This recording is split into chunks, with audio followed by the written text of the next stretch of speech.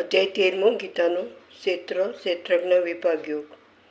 अर्जुन उवाच हे केशव, प्रकृति पुरुष क्षेत्र क्षेत्रज्ञ तथा ज्ञान અને જ્ઞેય એ વિશે હું જાણવા ઈચ્છું છું। શ્રી ભગવાન ઉવાચ હે કુંતૈયા, આ શરીરને ક્ષેત્ર કહેવાય છે। એને જે જાણે છે તેને ક્ષેત્રજ્ઞ કહેવાય છે।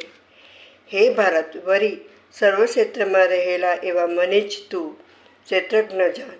આવું ક્ષેત્ર તથા ક્ષેત્રજ્ઞનું જે જ્ઞાન છે તે જ જ્ઞાન છે એવો મારો મત છે।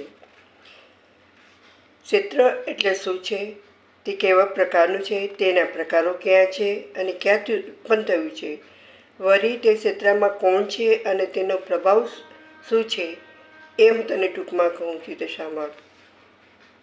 ઋષિઓએ વિવિધ છંદથી બહુ પ્રકારે એ વિષમને ગાયો છે અને પૂર્વ નિશ્ચિત અને અર્થને દર્શાવનારા બ્રહ્મસૂત્રના વાક્યોમાં પણ તે જ્ઞાન હેતુ તથા યુક્ત સહિત કહેલું છે। તો પહેલાં તો તમારે જ્યારે જાગૃતિ કરવાની હોય છે તો તમે જ્યારે જાગતા હોય ત્યારે જ તમારા દ્વારા જે પણ કૃત્ય થાય તેને હોશપૂર્વક કરવાનું હોય છે। તો તમે આત્મા તો બહુ દૂરની વાત છે, આત્મા તમારામાં હોવું પણ જોઈએ। તમારું જે આત્મબળ છે, સંકલ્પ શક્તિ છે, ત્યારે તેને આત્મા એનામાં છે કે જીવન છે, ચેતન છે એવું કહી શકાય। તો પહેલાં શરીર કેવી રીતે કૃત્ય કરે છે, મનમાં જે ભાવો ઉત્પન્ન થાય છે એ ક્યાંથી ઉત્પન્ન થાય છે, શાના લીધે થાય છે, એટલે શરીરની અંદર જે કંઈ પણ પ્રક્રિયા થાય છે તેને હોશપૂર્વક જોતા રહેવું જોઈએ, તો સાક્ષીનો ઉદય થાય છે।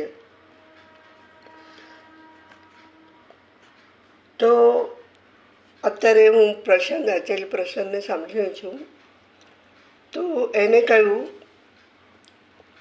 કે જે રાજુ હોય એ કાજુ નથી બનતો, મતલબમાં જે દેહ નાશવંત છે એ અહીંયા જ છૂટી જાય છે। તો તમે તમારું જીવન એવી રીતે વ્યતીત કરો કે તેને સફળ જીવન કહી શકાય। તમારું જે ચેતનાનું લેવલ છે એ ધીરે ધીરે ધીરે ધીરે ક્રમશઃ એનામાં જાણવાની ક્ષમતા વધવી જોઈએ।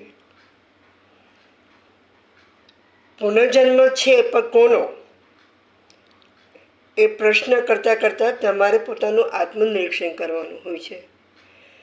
તમારામાં આત્મા, તમારી પોતાની સ્વતંત્ર શક્તિ, તમને કોઈના કહેવાથી કાર્ય કરો છો, દેહની માંગ છે અને તમે એને ભોગવી લીધું, તમે દેહને પ્રાધાન્ય આપો છો કે તમારી અંદર જે ચેતન તત્વ છે એનો ઉદ્દેશ્ય શું છે એ તમે જાણો છો બરાબર, અને એ પ્રમાણે દેહથી અતિરિક્ત પોતાની અંદર અંતરયાત્રા કરો છો તો તમારામાં આત્મા છે એવું કહી શકાય, અને આત્મા જ પરમાત્મા છે।